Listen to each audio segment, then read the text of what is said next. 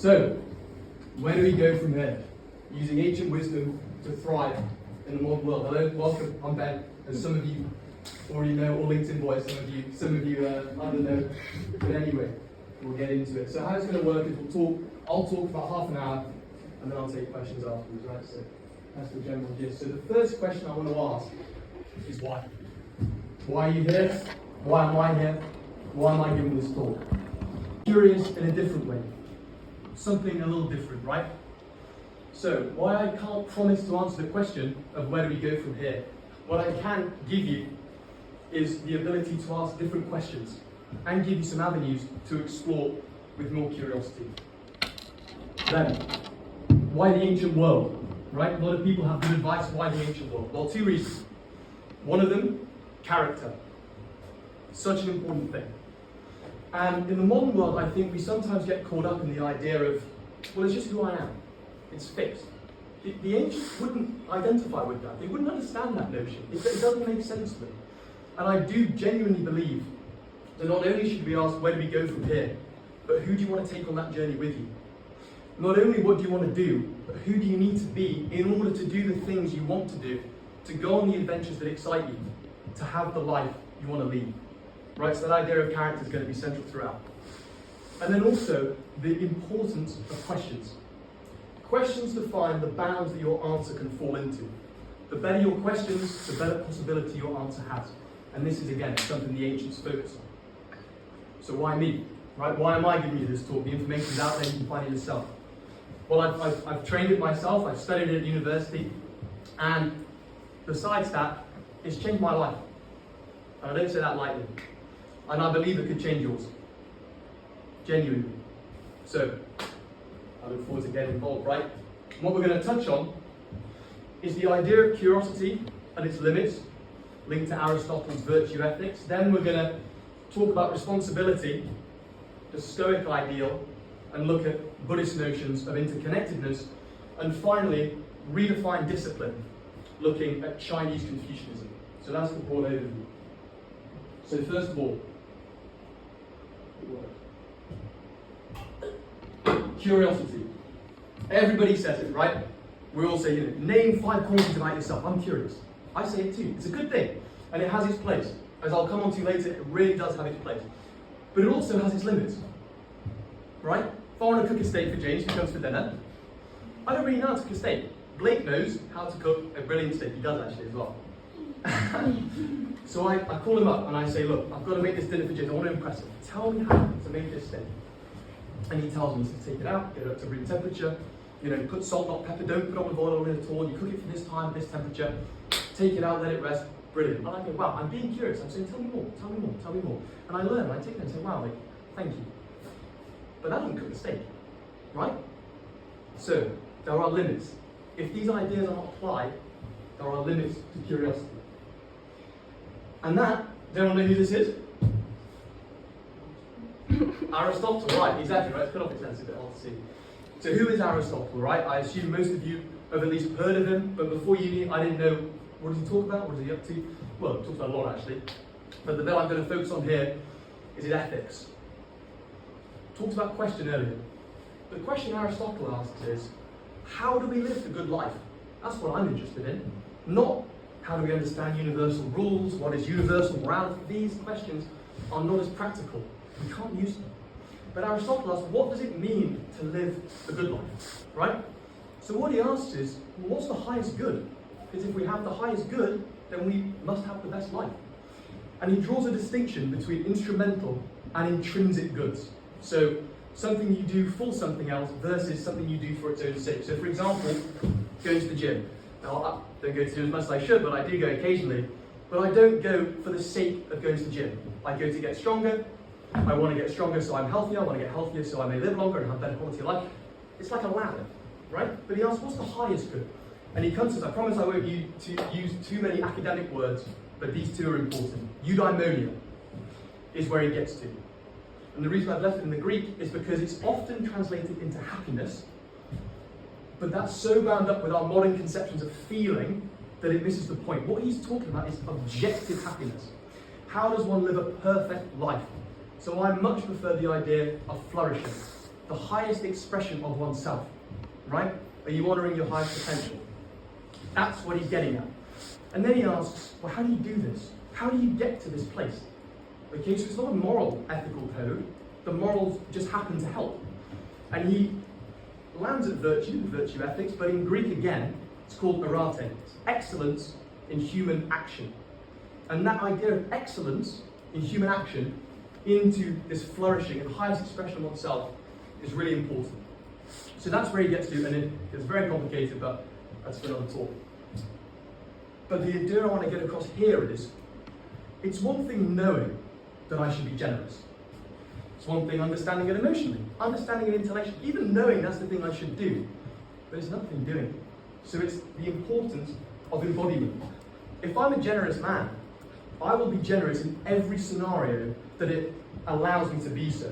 Right? So I'm in the petrol station, someone runs in, they say, I need £5 please, my daughter's about to be born, give me £5. I may know the generous thing to do is to give £5. I may think, right, I'm going to do this. But then I don't. I want to reflect for a second. How many times have we known what is the right thing to do, what's honouring ourselves, we've decided to do it, and then it hasn't happened, right? It's a common thing. For Aristotle, the point of these ideas is to live it. You have to embody them. You have to practice them wherever they come. And this gives us an insight into the problem of curiosity. So the solution is active learning. So let's go back to Blake's steak. It's rested for a while now, it's all right. Well, okay, now I take his advice. I cook it like that. James has a great time, right? Because I've learned the lesson. But the point is not to copy and paste. I may do that once, and then I'll iterate, I'll improve, I'll refine. So it's the idea of learning for learning's sake, curiosity for curiosity's sake has its place. But to apply that, take the lessons, iterate upon them, that is how you start to really grow. And start to also consciously build this character, right? Because I may learn the generous thing to do, but I need to embody it in order for it to be true. So, second point. Redefining the scope of responsibility. So this may be a little more controversial than the last one. I'm essentially advocating that we are not only responsible for our internal, but we also should be responsible for our external surroundings, right? And that actually, though daunting and maybe slightly alien, does actually lead to liberation in some senses. So that may kind of come up a little bit of resistance, but bear with me, we'll work through it. So, Stoicism, very, very popular idea, right? Sean, you talked about it last week. And I don't disagree with it. What it says, fundamentally, is that we can control two things. We should only focus on two things in the pursuit of virtue. Virtue and vice, the only good and the bad. The only good and the bad. And he says, well, Zeno, the founder of Marx on the screen, says you control your actions and your secondary thoughts. But fundamentally, that's a pessimistic, in my view, rather than an optimistic worldview. You're retreating into yourself, right? And there's a notion in modern psychology that you should be responsible for the things you are not responsible for. So you're not responsible for the situation you were born into, your family upbringing. You can't control these things, but victimhood will get us nowhere, right? So, fundamentally, I argue for a more optimistic idea, to get out of yourself, to get out of your comfort zone, and move into something a little different. And I'm going to use Buddhist conceptions to help me do that. So, why is there a mirror on the screen? Well, because in my view, life is largely a mirror. Your internal projects out, reflects out into the external. And we can understand this through Buddhist conditioned genesis, but also through a nice little example, right? If I started this talk, I'm just going down there, and I want to talk about ancient wisdom in the whole fear that I had about this talk is projecting out into my external action. Then, conditioned genesis, everything is connected. Think of it like a spider's web. This leads to this, leads to that, leads to that, right? Nothing is independent, everything is interdependent. My fear manifests in my action, manifests in how you interpret my action, and then fundamentally your understanding of this talk, right? So there's a link between the two. And what I've done there is I haven't had control on how you've experienced this, but I have had the level of influence to the extent that I should take responsibility for that. Right? So it's indirect, but it is sufficient. First point. Second point, that spider's web works both ways. Okay? So I'll give the example, right? Say I resist someone. You hear the thing all the time. What you resent in others is what you resent in yourself. And again, this idea of interconnectedness really helps us to understand this point, because if I resist someone for being too loud, right? Well, actually, why can't, going back to the idea of curiosity, why can't, instead of judging that person for being loud, why don't I ask, what is it that I resist? What is it in my conception of self-identity belief that is forming that opinion in my mind, right? And that is so powerful. Going back to character, it supercharges your ability for insight. Because from a Stoic perspective, I may have controlled my actions, I may have controlled my secondary thoughts. But that leaves all that insight on the table. Because if I start to understand, okay, I resisted, you being loud because I have insecurities about being confident, right? And then you start to understand where that belief comes from, and you can start to work internally for different things to be projected externally. And that space, which takes courage to go from the Stoic notion of internal to the Buddhist idea of external, takes courage. But that space is where you thrive. So, developing that idea a little bit, the idea of these things, right? Persona in Latin is what these are. Personality. It's where we get our word personality. That's the root. And the idea of masks. So loud. I've put that mask on somebody. I've done that. That's me. And I also put masks on myself. You all put masks on yourself. You'll be putting a mask on me right now. You may have looked at people across the room and projected masks onto them. So it's a lot more about you than it does them. But that gives you an opportunity to learn. So, I want you to take a second and think about, in the last week, when do you feel like you've played a role? When do you feel like you've played a part that didn't feel like you? And how does that make you feel? Right? There's nothing wrong with putting on a mask. But be conscious about what you're doing. Create space. Because if you over-identify with the mask, you get lost in the ego, and your ability to understand character is lost. Okay? So that's really important. And by taking that initiative, it allows you, again, to really grow your character and grow yourself. So, discipline, right? David Goggins. I'm sure most of you are aware of David Goggins, right? And the message, I don't mind. I quite like it, right? I don't stop when I'm tired. I'm stop when I'm done. Do the thing. You do it all the time. But while the thing still needs to be done, the intention that we apply to that thing doesn't have to be negative. Because what I hear all the time is the reason we should have, the intention behind this, the reason we should be disciplined is because we lack. We don't have and we need to have. We have no value. In order to create value in ourselves, we have to suffer. We have to build, right? And these things are true to a degree, but it doesn't need to be from a negative place. And what I'm going to argue is that actually, the more we can shift from a place of scarcity of intention to a positivity and abundance of intention, the more we can transform our lives. But a fact remains, the only way out is through. Right, who knows we're going on a bear hunt? Right, it's a childhood story. It's a bit silly, but bear with me. So, if any of you have read The Bear Hunt, you'll know they go on various different expeditions, but they get to the same point every time. We can't go under it, we can't go over it, oh no, we're gonna have to go through it. And it's the same is true with discipline. The thing still needs to be done. The only way out is through. And I had this myself. I think I was slightly hallucinating in my January exams because the bear hunt came to me when I was struggling with an essay. But it's the idea that the only way out is through, right? The thing needs to be done. But the question I would ask is, if the thing needs to be done, well, how do you want to feel how you're doing it? Because you're going to need to continue to do these things, right? That's the immovable object, no matter how you approach it. But that doesn't mean you need to approach it from a place of scarcity, from a place of negativity. And Chinese philosophy, and especially Confucius, can give us insight into that answer. Now, Christopher, as I say, please don't kind of berate me for my pronunciation here, but ran, right? How do I do? Yeah, right. All right, nice. Right, benevolence.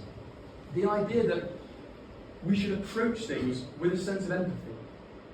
We should approach things with not a cold, hard kind of, yeah, get it done, the David Goggins model. We should go, well, the thing needs to be done, but we apply a kind of soft understanding.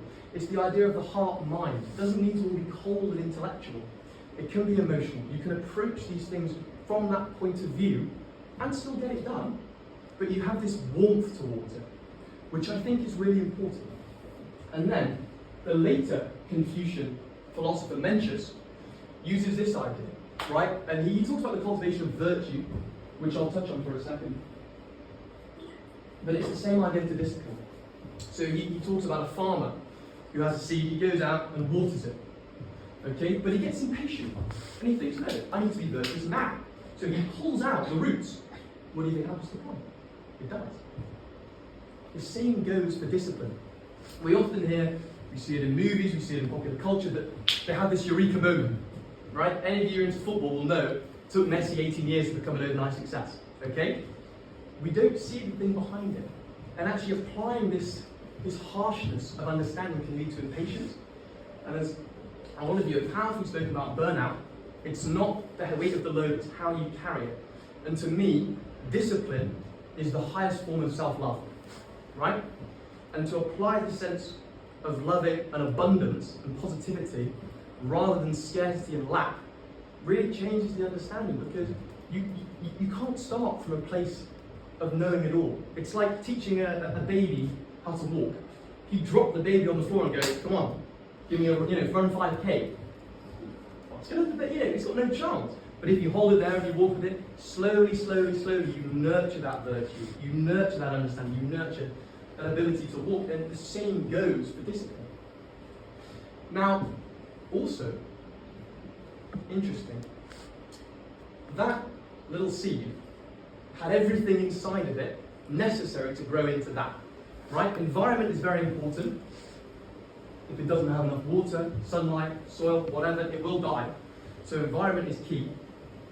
But also, taking responsibility, as we said before, for how you interact with and operate within that environment is important, right? But we have to understand, because taking a negative viewpoint means that we lack. But in reality, we have all we need to grow into this big oak tree in this sense, right? And that leads me back to Greece, as Plato kind of cut his head in a bit, so you can't tell, but the cult of arrival and the problem of the carrot and the stick. The point here is that we get lost in projecting what we want into a future which never comes. So if we think about, where do we go from here? Well, if we chase, we go nowhere. We run in a circle. No matter how lavish that circle becomes, we go nowhere, as I say. We follow this carrot. Right? If we say, I can only be happy when I get this job, I can only be happy when I get this first. Well, it doesn't really work like that. You get trapped. Okay? And that is the problem. So what I want to leave you with is the notion that A, where do we go from here? You have to consciously construct not only where you go, but who you take with you, i.e. yourself and your character. But equally understand that you are the person, donkey in this case, but I don't want to call you all donkeys. You are also the carrot, and you are also the stick. You are all these three things, right? And once you understand that, you can start to take ownership and responsibility for your life and start to drive to interesting places, wherever you may go. So, that is me done. Thank you all very much for listening.